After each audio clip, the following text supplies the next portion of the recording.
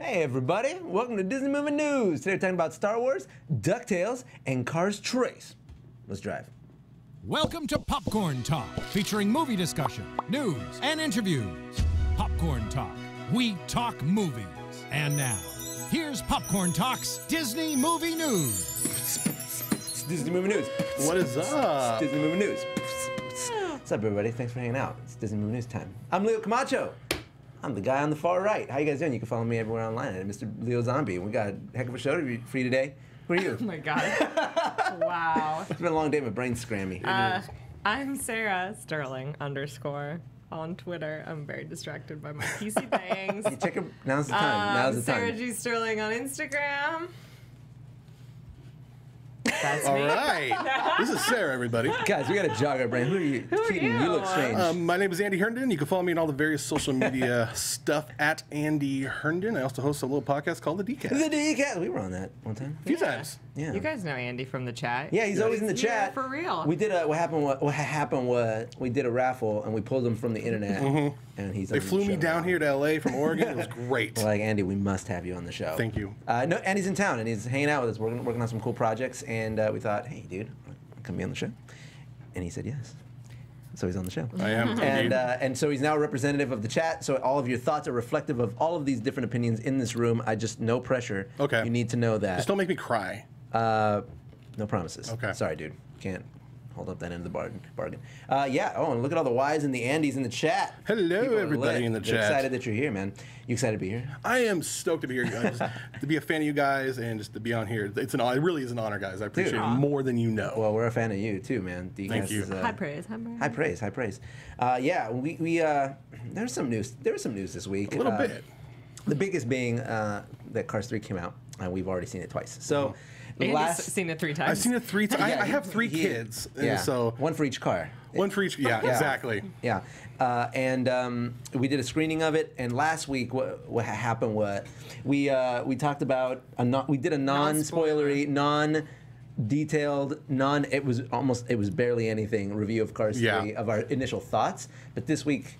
It's been out for a while now, guys. No holds barred. It's been out for a week. That's a while. It's not been out for a full week. Okay, for everyone in this chat, a week is literally an eternity when it comes to Disney movies. Yes. If I guarantee, I will wager that 90% of the people in this chat right now, in the live chat, because you might be listening to this on iTunes later on, watch every Disney movie that's released within the first 4 days of it being released. That would be an opening weekend. Yeah, opening. That's Exactly. what I mean. Yeah, usually. I know Cars was kind of a I feel stretch, like though. Cars might not. We'll see. Yeah, people Cars is the are waiting to exception. see what this after Cars 2, waiting to see what was going to happen with this. Yeah, after I tweeted after I saw it, half of the responses that I got were, I wasn't sure about it. Yeah. That's all my okay. stuff too. Everyone's like, I wasn't really sure. I was waiting to see. Yeah. Exactly. Yeah. Yeah, but we liked it. So Don't did. worry, we're not going to do any spoiler review discussion until the very end. Yeah. So you can Stay listen to the tuned. news. check out the whole show. It's and fine, then and then if you we'll don't do want to be spoiled. we'll do a boop boop boop, and then that's my spoiler alarm. But we still got some time before we get to that. First piece of news, however, is related to not cars but spaceships. Star Wars. Nothing but Star Wars. Yes. Yeah, you like Star Wars. I love I'm Star wearing a Wars. Star Wars shirt too, by the way. Yes. Yeah. A little Boba Fett action there. Boba Feet. Yeah, so as some of you may have heard, the Star Wars directors, the original Star Wars directors for Han Solo, they're not anymore. Yeah. They're not the directors. Had they already started shooting this? They've been shooting for Yeah, months. that's what I thought. Yeah, so it was Phil Lord and Chris Miller were the directors of the Han Solo Solo film. Yeah, the solo film, codenamed Red Cup, and they are no longer the directors. And right now, as it seems, Ron Howard is sort of reported. He is the front runner. He is the reported frontrunner for the new Han Solo film. That makes a ton of sense. It's first of all, we need to clarify it. Not confirmed. Simply whispers on the internet. Yeah. Simply whispers in the media sphere. We don't know if that's certain, but it makes a ton of sense. Namely, first of all, his style is it's very Star Wars-y. Like he's got that Lucas, he's got that Spielberg vibe. But more importantly, Lucas's first major hit movie, American Graffiti, starred Ron Howard. Exactly. So nobody understands It's in his Lucas. blood. It's in his DNA. He It's understands the heart of literally- it. Yeah, you could argue. Yeah, exactly. You could argue that perhaps it was the Andy Griffith Show. No, no, it was American Graffiti that launched his career. Yeah. At least in filmmaking. So, is there a more appropriate director to take this movie on? Take the reins and own it? He hasn't really had a good movie though for a while. It's been a minute. Yeah. But maybe this is his calling. This could be the. There was that one with Chris Hemsworth in the sea one, the killing a whale. I can't remember what that one was. And it bombed. Wait, what? He killed a whale? Chris Pine? No, it was Hemsworth, wasn't it? Oh, I was thinking of The Finest Hours. It was the Moby Dick thing, yeah. I remember. Yeah. I actually, funny story, but kind of gross story. I got seasick watching. I had to run to the bathroom in the movie theater and throw up because it was just so. Yeah, I remember when that movie came out. I actually read that was happening quite frequently. Yeah, I have never done that. What is the name of that movie, dude? Can you help us find it? Ron Howard, Moby Dick. Yeah. It's called. In the Heart of the Sea. Heart of the Sea. That's what it was. Yeah. Yeah. It was a story that inspired Herman Melville to write Moby Dick. Oh, that's what the story is. It was a real life story. Yeah. What? But you obviously threw up. But how did you like the movie? I thought it was awful. It was absolutely awful because you had Chris Hemsworth. He has this Australian accent, and he was trying to do a Boston accent. Oh no! But the Australian was coming through, and it just sounded awful. You can't. And then it was okay directed, but Ron Howard. He's yes, horribly directed. He's got to make up for a few things. Yeah. I feel like he's a decent choice. But he's and also he has space in his blood. Apollo 13.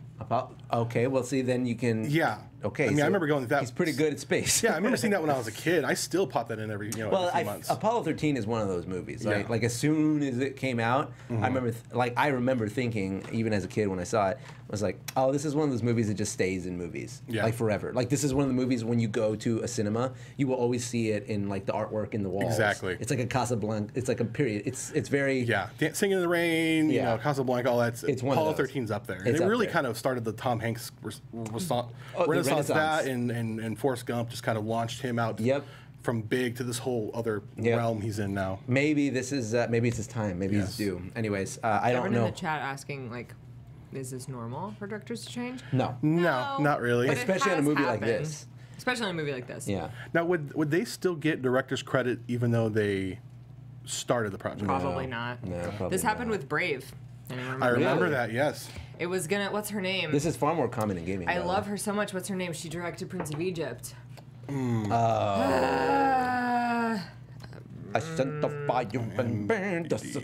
of Egypt director. Prince of Egypt, underrated film, dude. Brenda Chapman. Yes. Brenda Chapman was directing Brave, and then Mark Andrews is the only one with credit for Brave. That's interesting. I didn't know that. Yes, it's a little bit what happened in that? Nobody knows. We obviously, first of all, we should clarify. We don't actually know what happened. Right. It's just speculation, so we don't want to talk too much about that. Creative differences, maybe more. I feel like Disney's pretty protective of this property, though, so that kind of makes sense. They have their idea of where they want to take this property, and other directors may try to push it one way or another, but they know what they know. They've done the research, and they're not going to let anyone take that off. Especially with 2 successes under their belt. Exactly. I mean, Rogue One and Episode 7 are huge, and so Disney and Lucasfilm are going to say, you can't. They're until like, we screw it up. We got a taste. We got a look. We got an aesthetic. Also, Rogue One also had an additional director added like halfway through to help them sort of punch up. That's a big reason why we got recuts and the trailer didn't match the movie and all those sorts of things. So it happens, especially now that Disney has the vice grip on the Star Wars universe and is fighting the good fight for all its fans, and I appreciate that. I think it's going to be this is just good for fans. I think Kathleen Kennedy, she knows what she's doing. Lucasfilm knows what they're doing, and they're like, we know our fans, we know who follows us, and we want to make the movie that they want. And that's what Disney said from the start. We want to make movies for the fans. Yeah. So. Dude, you guys want to hear an anecdote that broke my heart? So when I was on the red carpet of Pirates of the Caribbean, one of the execs at Disney came up to me, and they were like, yeah, we almost put you in the Han Solo film. And I went, what?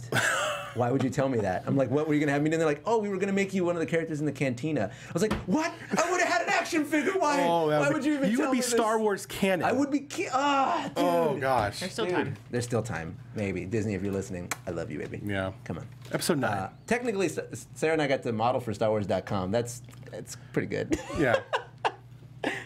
You were my BB-8.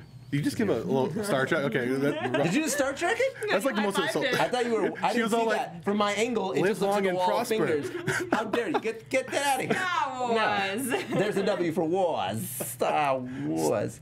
Anyway, No. we tried our best. Yeah. On to the Cars 3 news. Cars 3. Ooh, Easter eggs. Good. Thank you. Easter eggs. Easter eggs. We got started. Yeah. So you guys were pretty familiar with this when we brought this article up earlier. But we got a lot of in usual Pixar fashion, we got a lot of Easter eggs hidden within the movie. Obviously, we got the Pizza Planet truck, which the truck itself was hard to see in the film. It was. I didn't see it either time I watched it. Me neither. And I looked for it too. I saw the rocket, and then I made sure I looked for it the second time I saw it, and you saw it there in the demolition derby, just roaming around and stuff. So right. For those of you who haven't seen it yet or weren't able to spot the Pizza Planet truck, when that car that drives sideways is coming through, there he is. Exactly. Yeah, the only part you see is like when the football, the rocket football. That's how they treat it. Yeah, like this has been one of the most obvious Pizza Planet truck Easter eggs they've done in a while. They're very obvious in Cars movies. True, it makes sense. Yeah. And then it goes into the crowd and everybody loses. I got it. Yeah, I like that. That was a cool touch. But I wish I could have seen the truck a little more. Even like the screen cap that we have. Yeah, but it's like blurry. Yeah. It's anyway. Right there. Yeah. Apparently, another Easter egg in the film was Cinderella's carriage, which I guess is also a car. I heard that. I did not see that though. It's apparently on Sterling's desk. Is that what you're saying? Yeah. And it's interesting because I was looking on his desk when they were in that scene. Like I was trying to find things in the background. I didn't see it. Yeah, but it's one of those things you just got to know to look. Yeah. Or you have to kind of go multiple viewings. Yeah. Spend the second Yeah. viewings just looking at the background. Yeah. Spend your money just to catch the Easter eggs. Yeah, I feel like on the second viewing, I spent more time looking at the landscapes and the environments and the atmosphere that they had built, and which is dumb. I should have been looking for Easter eggs, but I couldn't help it. It's just such a pretty movie. It was beautiful. Yeah. It was so pretty, man. Like we did a screen. Well, I guess we'll talk about that later. What else we got? Some jumped right out at me, like A113. That was the most obvious. That was the most obvious one. It's Sterling's office number. Yeah. And I truly didn't notice the Coco one at first. Me neither. So when Cruz is training the three rookies, That one I noticed. one of them has a homesickness issue that she's training him out of, and to help him, she puts a footage of his hometown on the TV screen, and it's a still clip from Coco. Coco, yeah. Yeah. And he says the name of it. He's like, Santa, whatever. It's my home. Yeah. But I got a bunch of dirty looks during that one because I saw that and immediately was like, oh my gosh. And everyone's like, what? we're not all Disney fans here, Andy. Like, why are you screaming? God. It's an Easter egg, guys. Sorry. Sorry, I pooped a little bit. And then we got another Coco reference, apparently, on the This stage. one I did not On the see. guitar. Yeah. Wait, is he playing it? No, it's just on the stage. I think it's on the bend. Yeah. Yeah, because he's playing the slide. When they go to Smokey's Yeah, when they hometown. go. Yeah, and they they drive in and then they cut to the stage and the little forklift car is singing and they're the ones playing the electric slide guitar. electric slide guitar, and apparently on the stage is the guitar from Coco, the white acoustic guitar. But I didn't see that. I didn't catch it either. I mean, I will look for that. Yeah, I'm definitely gonna go back and look for these because it seems like they should have been so obvious. Like how did I miss it? It's so fascinating to me when people like see the movie once and then do like a whole video on the Easter eggs. I'm like, how Did you do that? Yeah. Yeah, that has always boggled my mind. What's it? Santa Cecilia, my what does he say? My pueblo or something. I don't know. Yeah, that's was that it? Is that the ones? Well, and then there's the Miss Fritter one, which everyone's already talking about. Let's talk about that. This is like one that you wouldn't even probably. This is like a meta Easter egg. Miss Fritter in one very quick shot has a rainbow lightning bolt on her rear right window, and I wouldn't think a lot of it if Pixar wasn't themselves selling a pin of that. And so it's kind of in my mind as if they're trying to be like, hey, notice this. Yeah. You know? Yeah. Like, we're making merch of it. So, like, here's a gay character. For real, though. Yeah. I feel like that's the Pixar way of supporting. And it came out during Pride Month. Came out during Pride Month. Yeah, that's true. Yeah. I feel like it's okay. I have like dual feelings about it because I understand them not wanting to be like, "Yo, Miss Fritter's gay," and then have people be like so overhyped like they were for Beauty and the Beast, and then be disappointed when they see the movie. But also, it would be nicer for there to be like more transparency about like gay characters in a movie and have it not just be. I mean, it's nice that it's unspoken, but it also like gay people deserve more in terms of representation. I mean, when we talk about a review, I'll take it. Right. When we talk about our review at the end of the episode, I'll talk about the other like super gay thing that I think happened in Cars 3. Oh, really? Oh, yes. Every time I leaned in when I would do it, and I was like, she's gay. Yeah. Yeah, okay. All right. By the way, Cassandra Ariaza in the chat is saying, fun fact, my coworker's husband was the bass player in that band. He's a forklift? What? That's very interesting. All right, I'll take it. He probably did the recording. That's cool. That's a cool little fun fact from the chat. But yeah, that's it as far as that was some Sarah Super Sleuth material, right? Yeah. There. Like we were driving back from San Francisco, and she's like, "Look it up, find the toy. Does the toy have the sticker? It does. This is yeah." Right, because at first I was like, "Is this just Lightning?" Like I was like, "This is just Lightning McQueen," and they did it rainbow for Pride. Yeah. But it doesn't even look like his rainbow when his lightning bolt, when you compare them, his lightning bolt is really like wide and fat at the top. It's different lightning bolt. Oh, we got someone we got to ban in the chat, man. Yeah. If you don't mind up there in the booth above. Well, I have it. I can block people. Yeah. Thank you. But yeah, that's it for Easter eggs. That one's a cool one. Plus, she's like, she's Everyone, like I an have icon. a few people in the chat are referencing the Pixar theory. Oh, I have three fits in. It does. I have to be truthful. John Negroni, the founder of the Pixar theory, is a friend of mine. He's been on my show a few times, and you could weigh whether it is or not. But I just like getting Sarah's reaction when I mention it. Look, no, I think it's cool. People were like, it's "How's cool. Coco gonna fit in?" And it's like, it won't because it's not a real thing. Yeah, nothing has to fit in. The real question is, how are people going to fit it in? Yeah, That's and the fun part. people are making money and writing books about this, and Really? it's fun. It's fun. Yeah. All right, I think it's fun. Yeah. that's cool. fine. Someone sad is asking if Sarah and Leo are going to be on the Dcast. We've been on the Dcast Twice. a few times. Yes. So time to go through those archives. Yeah, Google it. Listen to every episode till you find it. Google Google it. What else we got? Additional, we also have for Cars 3 as well. There was originally an alternate ending for the movie. A few of them. Potential. Yeah, they gave us choose your own ending. What do we got, Sarah? It was just an interview with the director where they talk about how this is a little bit of a spoiler, I guess. Yikes. Whoop, whoop. Spoiler alert. Spoiler alert. Yeah, like mute for like maybe 2 minutes if you don't want to know about the ending of Cars 3. Yeah. Yeah. Yeah, oops. Okay, so If you want to mute, I'll do this, and that means you can come back. Yeah. Okay. So at the end, obviously, Lightning does part of the race, and then he lets Cruz finish the race. And so they talked about how they tried like almost every different version of how the race could have gone, with Lightning finishing the race and winning was like one option, and it felt hollow. Yeah. And him not doing the race at all and letting Cruz do it from the start also didn't feel right. Yeah, it felt weak. And having them race against each other, and that didn't feel right either. And I just find it interesting that it seems like they did truly try everything. Try everything. I mean, I think Dun, dun, dun, dun, dun. yeah, at one point Shakira even raced. It was nuts. No, I think they did the right I think thing. this is the best possible. It felt like a passing of the torch. Yeah. You know what I mean? Yeah. Now, did it feel a little weird with the switch there, you thought? I felt like I knew what was going to happen, but I couldn't anticipate how it was going to happen. I was like, I know that Cruz is going to race in this race. Me too. Like 1/3 in, I knew that was going to happen. Exactly, me too. It's like she's going to be the racer, But especially when she started telling her story. I still felt like it was a little like unexpected, also because I don't know how NASCAR works, and I didn't know that like that could happen. Yeah, it feels like a weak loophole, but it was like, all right. And the director even addressed that. It's like, yeah, it's a loophole, but it drove the story forward. It made the story. It's nice because they both get to win. Like Lightning still wins that deal with Sterling, and that's really kind of gratifying also. Wow, he stays cool. Wow. Wow. Wow. All right, are we done talking about it? Yes. Give us the jazz hands. All right. Spoiler alert's over. We're done being Come back. spoilery. Come back. Yeah, so that's the alternate ending. But that's the end of Cars 3. Now we're gonna go to the beginning of Ducktales. We got an intro. Yes. Let's watch it and let's talk about it. To Ducktales. To Ducktales. Woo. I'm so excited. Here in Duckburg. Launchpad McQuack. His plane looks like him. Ducktales. Is that a reference in the movie right there?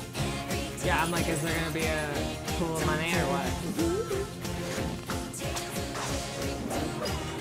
Why is he just chasing his money all over the place? Because that's Scrooge. Every penny counts. Where are those weird dog boys? Oh, the Mummy. Good reference. Even at the same part of the song, too. Yeah.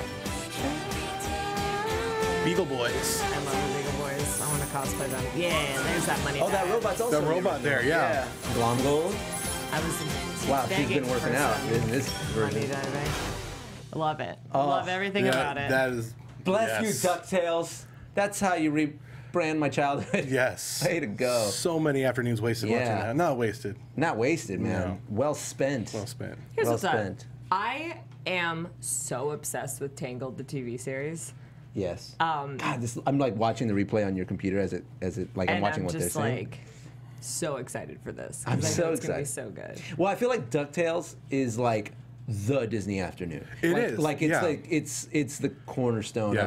of that whole Because of thing. that, you had Tailspin and Darkwing Duck. Chippendale. Chippendale, Yeah. Rescue Rangers. Yeah, because I mean, like when you think about all of those, although yes, they obviously in their own right were very popular, none of them sort of transcended like DuckTales did. Yes. DuckTales is the one that people still remember. It was the best video game. I found that NES game. I still play it at home with my kids. No, it got an HD remake. It got Yeah. a full HD redrawn. I love that game. The only Disney afternoon. They all came out recently in the Disney afternoon collection, but DuckTales was like the one. It's still considered one of the best platformers of its time. Yes. So like that game, everything DuckTales did, and I mean Scrooge McDuck. What a strange choice for like the main character. But still commonly referenced. Exactly. Weird. Yeah. That was great. I loved all the little reference. The robot was good. The mummy and the danger part was really good. I love the style of animation they're using. It's Yes, kind of in it line with fits. the Tangled TV series and the new Mickey Mouse cartoons. Yeah, we love the way the Tangled series looks. Yeah, Like, we think it's so beautiful. beautiful. Yeah, the new Mickey Mouse cartoons. Yes. This is like a cleaner version of those, which I like better. Yes. Mickey Mouse ones get a little weird sometimes, which Yeah. is cool. I'm into it, but Yeah, and all the talk about ruining. I've seen a lot of talk online about people saying, "Oh, it's going to ruin my childhood." No, it's not. It doesn't take anything away It from doesn't. childhood. But if anything, this one is doing it justice. Interestingly enough, here's a fun side fact. A couple, like 2 weeks ago, I think it was, or yeah, 3 weeks ago, I got to host. I got to host a show and interview 2 different projects, but same day with Phil Lamar. Phil Lamar, if some of you don't know, he's like a prolific voice actor. He's basically in everything. He was the voice of Static Shock. He's the voice of Aquaman lately. He's the voice of Samurai Jack most famously. And we were talking about voice acting, and I brought DuckTales up to him, and I'm like, oh, did you know that David Tennant is voicing Scrooge McDuck? And he's like, what? He was like blown away by the fact that they got David Tennant to be Scrooge McDuck, and he's like, "Who else is in it?" I was like, "I don't know, like half the cast of Saturday Night Live." Yeah. And I just started we started naming things, and he goes, "You know what they call that?" And I was like, "What?" And he goes, "They call it a recast waiting to happen." It's like he's afraid that they cast too big and that these actors won't be able to continually up. fulfill the roles. Yeah. And he's like, I can't wait to get a call for DuckTales now. I'm like, Jesus, Phil Lamar, brutal. You're so savage. I hope that doesn't happen. Yeah. He was obviously joking. It's Disney. They can retain talent for sure. But good Lord, is that ambitious? Yes. Good Lord, Yes. is this show ambitious? I'm stoked. I'm shook. It's transcended so many generations. My It kids, has. I bought the DVDs. My kids love it. DuckTales still holds and up. they're excited for the new series now too. Yeah. So. Oh, and it looks like it honors a new series. It looks. I'm Yes. glad that Donald is prevalent. Yes. Like he's not just gonna pop in like in the Uncle original Donald. series, he kind of popped in and out. He's in the Navy. He's all over the world, but he's actually there with them, a part of the series. And hopefully we get his attitude too. I like Yeah. scrappy Donald. And in gang, Launchpad looks good. He got a plane this time. He looks like Baloo's plane a little bit from Tailspin. Anyway, so I'm clearly excited about that. And then we got a little bit of Aladdin news for you guys. Aladdin. Thomas Hardy, I don't actually know if his name's Thomas. Tom Hardy was rumored, right? Was rumored. Speculated Yes. to be playing Jafar in the Aladdin movie, and it has been confirmed that he is not. Thank My God. answer, Yes. yeah, it is a think glob situation, but my response is, yeah, obviously. I mean, it is Guy Ritchie, so I wouldn't put it past him. But they made such a big deal about casting Middle Eastern. Middle Eastern, yeah. Why would to just throw it away on Tom Hardy? Which, don't get me wrong, Tom Hardy is one of my top 3. As an actor, he could pull this off. could do He's such a good anything. method actor. He could do anything. But you have a movie set in the Middle East, and they've already said we're going to cast Middle Eastern actors, and this came out, you're like, okay. Can you just imagine? Iago, on a scale of 1 to 10, you are an 11. Of anything, though, I would have the least issue with the villain being white. That is, yes. Relevant, topical. But it's fine. He doesn't come. I mean, he could pull it off, but Right. he doesn't He strike could- me as a Jafar. You know? Yeah. He's He's not got a lot. angular He's got a enough. lot going on too, Right. and Yeah. But in other Tom Hardy news, he's speculated to be playing Venom in the Venom movie, and Which that is also- also getting retooled right now. Also, that is going to be in the MCU. No, Oh. it's not. No, it's not. It's gonna. So I here's- almost put that in because that it's wasn't not in the announced. MCU. So here's how it works. Because that movie is 100% Sony. Spider-Man is allowed to play in both. Yes. The MCU and the Sonyverse. Sonyverse is glorified fan fiction. Okay. Spider-Man can go hop in and out, but they are not mutually exclusive. So if he's in the Venom film, it's not canon. If he's in an MCU film, it is canon. Only characters that show up on the MCU side count as MCU canon, but the film doesn't necessarily do that. Homecoming does, because Marvel opened the door and said, "This one is here's Iron Man." But Venom, first of all, it's weird that Venom's getting a movie as a hero predominantly first. Does that mean that we're not going to get a symbiote Spider-Man movie? Does that mean that he never gets to be a villain first and then be an anti-hero and then be a hero? And then they're going straight. The big news was that it went straight to Carnage. The first Venom film, his first villain is Carnage. In an ideal world, what you would have is we get Homecoming, then we get Spider-Man meeting the symbiote and fighting another villain, then rejecting the symbiote. Then we get Spider-Man versus Venom, and as a second movie or third movie technically, and then we get the last movie as Spider-Man and Venom versus Carnage. That's the perfect world, but because it's the perfect world, it'll never happen. Sony doesn't like to wait. So do you think Sony will try to keep it, even though it's glorified fan fiction, in line with the MCU so it doesn't contradict? No, I don't think they have any obligation to do that, which is a shame because I think they should try. Yes. But the fact that they're already jumping the shark and going straight to Carnage means that they're at dollar signs in their eyes. They're cashing out. Yep. Yeah, which is a shame because Spider-Man finally getting the MCU is huge, and I'm glad. And Disney. What I like about it is Disney embraces Spider-Man more. Have you noticed since he was in Civil War, Spider-Man's way more present in Disney properties. And in the parks too. In the parks, there's images everywhere. The toys are everywhere now because it's we got some ownership over Spidey. Now we can make some money on the merchandising. But I don't, you're not going to see that for Venom. Yeah. So it's too bad. Yeah, sorry guys, we're getting deep in this, but it's crazy news. The fact that this is happening in the cinematic sphere right now is nuts. But you don't see studios play nice. This is weird. Yeah, this is super strange. Yeah, exactly. They're playing nice for a little bit, and then they're like, oh, money, let's go. But yeah, Tom Hardy not being Jafar. Who would you cast as Jafar, by the way? That's a tough one. No actor pops into mind immediately. Ben Kingsley does, but he's that would be epic. Wow, that was really... We never talked about this before? No, you really did hit the button there. Dang, that's a really good cast. I like the that. Mandarin instead of Bane. Yeah, I'll take it. It's so funny because one of the things people were saying is Tom Hardy, super yoked out as Venom, and then Christian Bale from The Machinist, super skinny as Carnage. They're let him have a rematch in a different universe. That's Batman and We gotta keep Bane. going. Yeah, we gotta keep going, I guess. That's it for Tom Hardy news. There was really nothing there. Yeah. But last but not least, Disneyland attraction reopenings announced. Sarah, take it away. Finally. Yeah, so with Star Wars Land construction happening, a lot of things have been out of commission at Disneyland for a while now.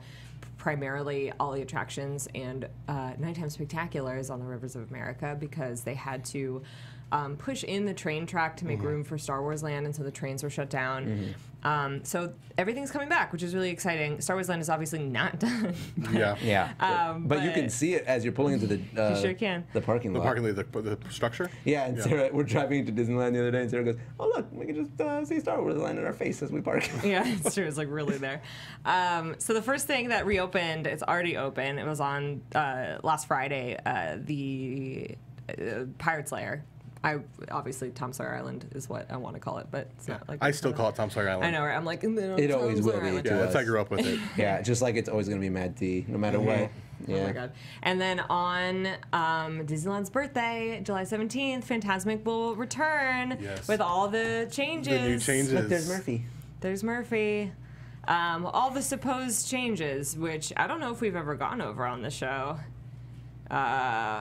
Do you know about this? About what? The changes coming to Fantasmic? Oh, please tell me. They're adding an Aladdin sequence instead of Pinocchio. Ooh, who are they casting as Jafar? Ow, no. Well, Pinocchio's the one sequence that can go. Yeah, well, Pinocchio's my favorite Disney movie, so I've got no strings but to it's hold just me down. One jump. Light head of the strings. jump. Yeah, light strings. that's all light it is. strings. What if they cut to it and it's still the strings, but it's Aladdin? Right, well, it's crazy. They took this permit out for a flying carpet rig. Really? Yeah.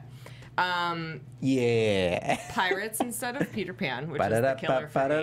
That really saddens me. You can do both. Right. It'd be great if like Peter Pan was fighting Jack Sparrow, or That like, would as be he's fighting amazing. Hook, Jack Sparrow like takes over the. See, I would be down for that. Yeah. I mean, that's what that show's about, right? The coming Crossovers. together and all the Yeah. crossovers. That would be so That cool. would be cool. I don't know if it's been clarified, but all that was kind of rumored, not rumored, but like what leaked was that there's going to be a Rapunzel barge in the princess section. Okay. And it was unclear whether it's replacing Snow White or coming in addition to Snow White. So we'll see. I think it's important to add Rapunzel, a newer princess, in there. Right. Well, Rapunzel's earned it. I feel. Yeah. Like she's one of the, That movie she's has like staying power. the new gen princess Yes. that actually deserves to be up there. You saying Frozen doesn't? What's that? You saying Frozen doesn't? We don't need Frozen. Well, I don't see the thing is I don't consider Anna or Elsa a Disney princess. Well, they're not princess. official Disney They're not, princesses. No, yeah. no, of course.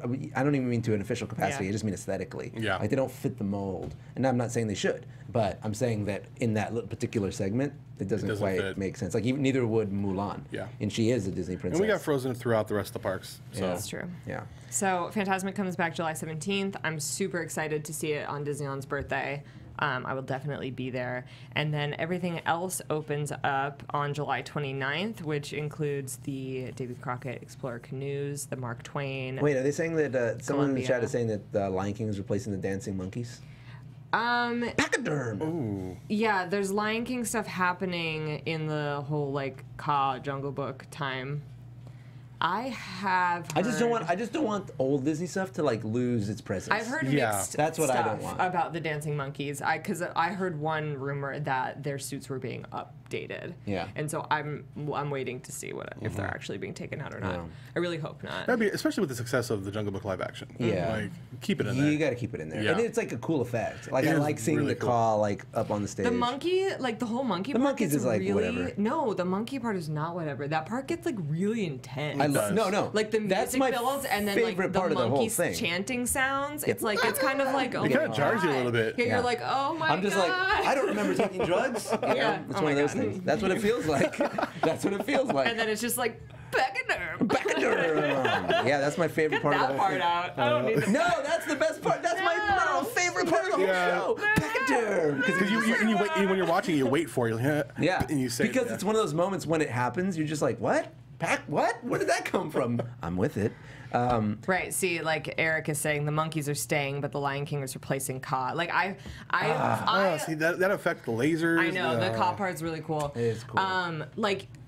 I mean, Disney I get World's it. Fantasmic has a lot of Lion King in it. I kind of imagined it just kind of becoming someone more like that, but whatever. I get it. I get it. But there again, this is what I was saying. For like a long time, I remember thinking, how do kids even know who Mickey Mouse is right now? Like, obviously now there's what is it? Mickey Mouse Clubhouse Mickey and Mouse the Road Clubhouse, Racers. Yeah. And obviously now we're getting all the YouTube shorts and stuff like that. So Mickey is prevalent now. Yeah. But I would say like, I mean, that wasn't the case 7 years ago. Yeah. I would say most of the 2000s actually, like he had no presence anywhere. Anywhere, nothing online or shows or anything. Yeah, so I would like, it's 2005, and I would see like a 5-year-old at the parks, and I'd be like, how does that kid know who Mickey Mouse is, other than clothing from Target? Yeah. He had no presence, and like obviously Mickey Mouse is prolific. He's the most iconic character, arguably of all time, with like Super Mario, right? But that's not the case for like Ka. Yeah. Like that's not going to exist anymore. Peter Pan, although like obviously he's prolific, like what new media other than like the Tinkerbell movies, and that's Tinkerbell's spotlight. Yeah. Like we don't have. Here we go. Exactly. That version of Peter Pan anywhere. So if we take him out, then where's his presence? Yeah. I like when right. That's Yeah. what I like. I like when there's like one thing like, oh, he's still in Fantasmic, or Yes. oh, this still you can see this if you go He's there. still in a lot of things. 'Cause, I like, you know what I'm saying? Yeah, though. I Like know. I'm not Yeah. specifically pointing out He is Peter Pan. so iconic within the Disney He is. canon. It's like Peter Pan. But Ka, like Ka's gonna lose out. Pinocchio. What else does Pinocchio have? He is a ride, I guess. He's a ride. So that's pretty good. Yeah. What do the glowing monkeys have though? They got nothing, man. I have to They're not just from say anything. a short piece about just like accepting change, guys. I'm okay with change. No, I no, just not I just you like guys, presence. like just yeah. the chat, because the chat's like, oh my god, guys. I grew up going to Disneyland. Fantasmic is my favorite thing at any Disney park. Like, I grew up dreaming of being a dancing neon monkey. Did you Like, really? Yes, I wanted to be one. I told know you they the were dance. important. I just Do it. like no, not here. There's no Okay. space. Okay. And like yes, so I'm just saying like I'm like I have the most reason to be sad. Like I'm very sad. Like it's gonna be different. you can still see HD video of the original. Yeah, it's on YouTube. You're gonna be able to listen to the original. I still listen to the original Space Mountain score. Yeah. Like I still listen to. I only listen to original World of Color score on iTunes. Like it's gonna be fine. Yeah. Like I don't mind them changing things. I just hate when characters are just like eliminated from existence. I was totally not talking about your point. I was just going off of the chat. Ultimately, it's in line with what Walt Disney wanted for the parks. They're always growing, always changing. Yeah. So I think the issue comes when it's overwhelmingly due to like marketing demands. You know, like Frozen's everywhere because Frozen's hot. Yeah. But, like I don't remember when. Like maybe Lion King didn't get like an overwhelming presence in the parks when it was like the top of the top. Disney was completely unprepared for the success of Frozen. Like, in the parks, like you couldn't buy anything. But how much effort have they put into capitalizing on it? Exactly. You know, it's like here's the Frozen stage show. It's like we don't want one. I don't care. Aladdin, you're out. Frozen, you're in. All right, cool. Hey, Frozen, you can go watch this sing along in the thing. Okay, cool. Oh, slide. Oh, we got it. It's popular. Thanks, dude. Anyway, shall we talk about Cars for the last 10 minutes of the show? Sure. Right. I mean, I'm not. Finish your thought. Good call, babe. Good. No, it's just like Allison is saying, Walt changed things that didn't work. He didn't change things for no reason. I mean, he did change some things for no reason. I'm not saying that Fantasmic isn't being changed for no reason, but also it's a show that's been around for over 20 years. Yeah. And that is true. To expect it to stay exactly the same. First of all, it's already changed in our lifetimes. Ursula used to be in it. Yes. Like, there are things that have changed about it, and we just didn't have Twitter at the time. And, like, we just, you know. Yeah, I'm totally into it. I also like the shock factor that change brings. Right. I like when you have to be like, oh, well, now I got to see this. Yeah. I'm like, yeah, you got to see it because it's new. You're used to the same thing for 20 years. I think for kids, you know, they see that and like, oh, why isn't so and so in this? And who are these other movies we haven't That's seen? how you bring these new things into the fore. That's another reason why the Frozen extravaganza is a little disappointing because it's like, we got it. We got it. Like, give other properties a chance. Like, why is there no, like, Big Hero 6 presence? Yeah, especially in Tomorrowland. Like, come on. Dude, right? The arcade, they can it still ticks me off that upstairs in the Starcade is not. Oh my god! I remember going up there as a kid, and now it's like it's a not moving. It's a dead space. I gotta explain. I mean, I'll be upfront about the way that some of the character stuff works at the parks. Is that when there's a character meet and greet in the parks, the Walt Disney Studios pays for that character, and so.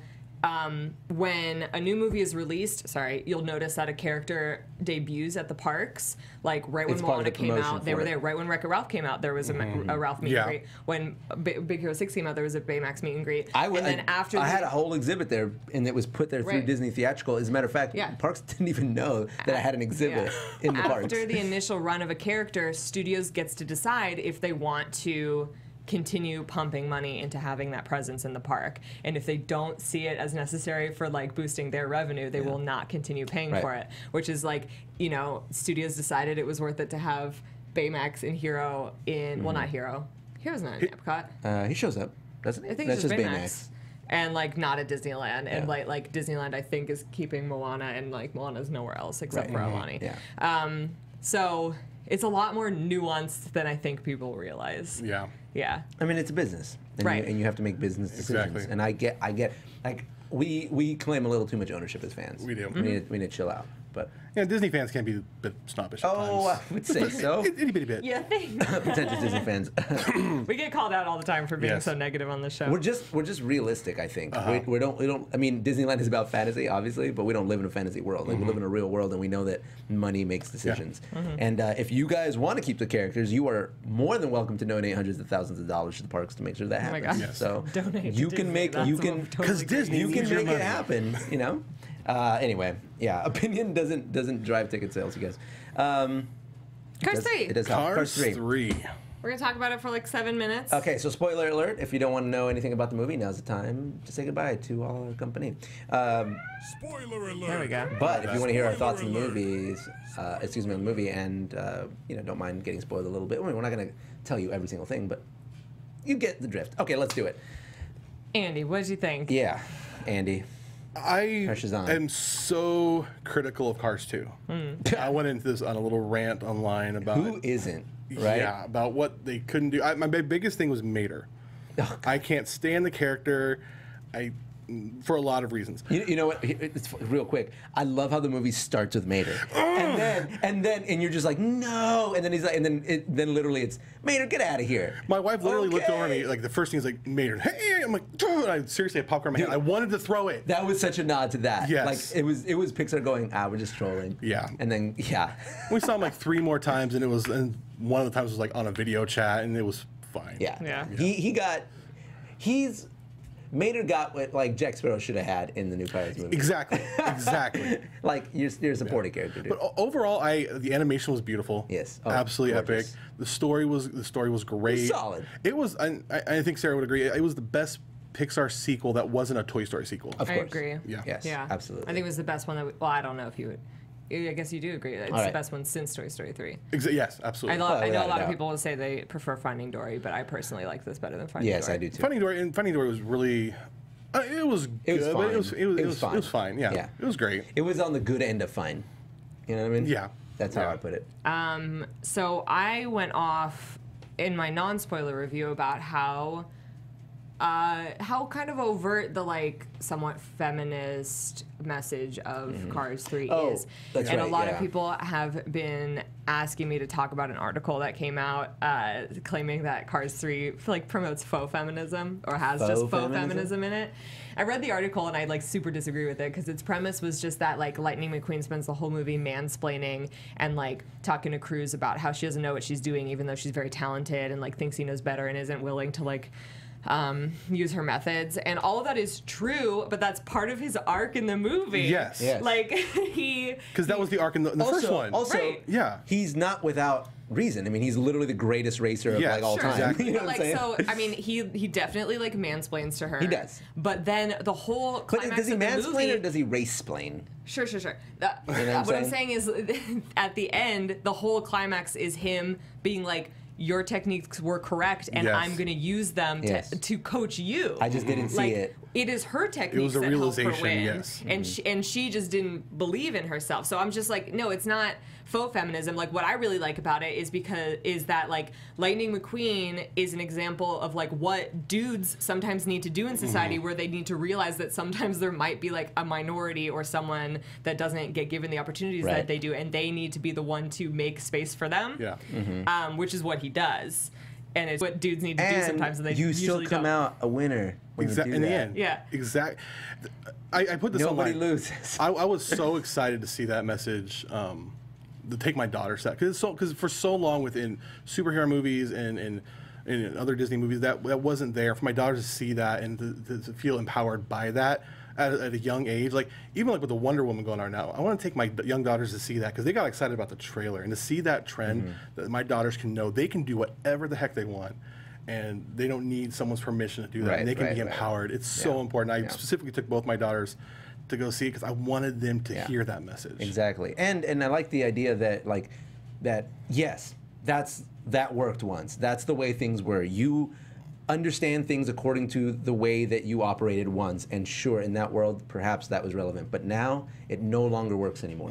Like you have to actively make a change. You have to accept that things are different now, and you have to take a pardon the pun, you have to take a back seat to the new world, right? Like things have changed, make way. And you saw the you saw the struggle with Lightning McQueen in that it was hard for him to do, but he was able to come to terms with it, and he did it. And he let it go. He let it go. Dude, we are full of references right now. It was interesting because last week we were saying that this movie was about one thing. No, it's about another thing. No, it's about a lot of things. Like I do, obviously it has a feminist message in there, and obviously it's a story of like how minorities perceive the difficulties of making it. Minorities or women. That's what I like about it is that Cruz is both female and neither one of them supposed to be Hispanic. And it's not really like pointed out, but it's like relevant. No, to it is. the Her last name message. is Ramirez, and her first name is Cruz. But what's funny is like Tiff was like, oh, they never say she's a girl. They don't, except once. When Jackson is like, they put the girl in the race. Yeah. Like that's the only time they say it. And when they say she, right. They say she a few times. Yeah. But they don't make a big point. Right. But it's just there. Right. Exactly. Can I talk about my gay moment?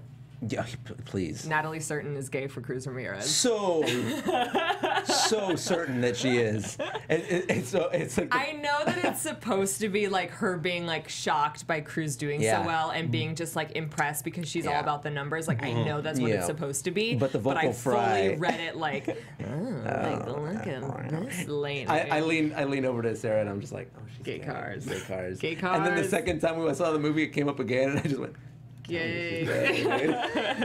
she totally was a gay car. Yeah. So Natalie Certain. Fairly certain that Natalie is gay for Cruz Ramirez. And I'm not going to put it past Cruz Ramirez. She might be into it. Whatever. You know? Who cares? So, there was that one line that I feel summed it up the best. It's the whole movie sort of summed up into that moment where she was like, how did you know you could do it? And he's like, well, there was never a moment that I thought that I couldn't. Because I wish I could say that. Yeah. Right? And I was just like, oh. So many women. That whole scene where minorities, women, everything. You can apply everything to that. That whole scene was so powerful. Yeah. So powerful. Gosh. It was the pivotal moment in that movie. And it was the turning point in that movie. Yes. And it was sort of them saying like, okay, obviously this is an important message. So from here on out, we're going to do what we can to make sure that this is righted, right? And this can't be anymore. Lightning McQueen can't teeter-totter anymore. This is the moment he realizes he's wrong. And, some people just got to realize they're wrong, man. No more car-splaining. You heard me say, Madeline, you were in the theater. You heard me say gay car. yeah, man. It's that was one of my favorite moments because it's so like that moment's like, oh, hey there. Now, Allison's saying she left the theater wanting to see a Cars 4. Would we want to see a Cars 4? Or we not for like a while. Not for a while, but like it would make sense if they did it, and I wouldn't be mad. And once the sales of the toys start going down. That's my big. I actually did a video on this once. How you can go to Toys R Us. Yeah. There is not a Toy Story section in Toys R Us, but there's always a Cars planes section. Yeah. Oh, God, Cars is like the biggest franchise. There's still planes there too. Oh my God. Look, I don't care about the toys, to be honest, but I do want one toy. I want that recolored Lightning McQueen toy. That's legit. That was I didn't like that, so but it's hot. Oh, I loved it. It was such a cool moment for me. I collect the diecast ones. Oh, really? Yeah, I would love that. Dude, I don't know what that moment was. It was like him stepping into the role of Doc, and it was like, oh, Lightning McQueen not being red, but now it's this cool midnight blue. Like I was like super into it, you know? I was so weirded out by it. Really? I loved it. Why? I was like, but like Doc didn't do that for Smokey. Like no, but sure, but I get it. I know it's probably it fit with Lightning's personality and who he was. It fit with his personality, and like Smokey trained Doc, right? But Doc redefined the way that Lightning thought of himself and thought of racing, and like brought him. You know what I mean? Like I get he it. changed his whole life. I mean, he moved. He lives in Radiator Springs now. Yeah. You know, like everything about Lightning changed. He wasn't a jerk anymore. He wasn't like HUD was trained, but Lightning was changed. Bingo. Boom. That's what's up, and that is our review of the movie. Okay, let's see. How many? Let's see. What's the rating? What's your Rotten Tomato score? Oh my God. Out of 5. We'll do five cars out of 5 cars. 3.5. 3.5 cars out of 5. Yeah, I would say 3.5 or almost like a 3.8. 3.75 cars out of 5 cars. Yes. That's where I put it. So there you go, guys. There's our official review. Thank you guys for watching Disney Movie News. It's been fun. You can follow me everywhere online. Not everywhere, but Mr. Leo Zombie on Instagram, Leo Zombie on Twitter. You can do that if you'd like. Where can they follow you, Sarah? I'm Sarah Sterling _ on Twitter and Sarah G Sterling on Instagram. Thanks for watching, guys. And huge shout out to Andy, dude. Thank you so much for joining us. Thank you guys for having me. I love being here. I'm so glad you were able to. I'm glad that it ended up being like, hey man, why don't you come be on the show? I love it. Yeah. Where can they follow you, dude? All various social media networks at Andy Herndon or YouTube at Andy Herndon, or go to thedcast.com. You can check out the Dcast on iTunes and all the various podcast networks. Do it. It's do great. that. And we'll see you guys next week. We love you guys. We'll see you next week. Later. Mater. From producers Maria Menounos, Kevin Undergaro, Phil Svitek, and the entire Popcorn Talk Network, we would like to thank you for tuning in. For questions or comments, be sure to visit PopcornTalk.com. I'm Sir Richard Wentworth, and this has been a presentation of the Popcorn Talk Network. The views expressed herein are those of the hosts only and do not necessarily reflect the views of the Popcorn Talk Network or its owners or principals.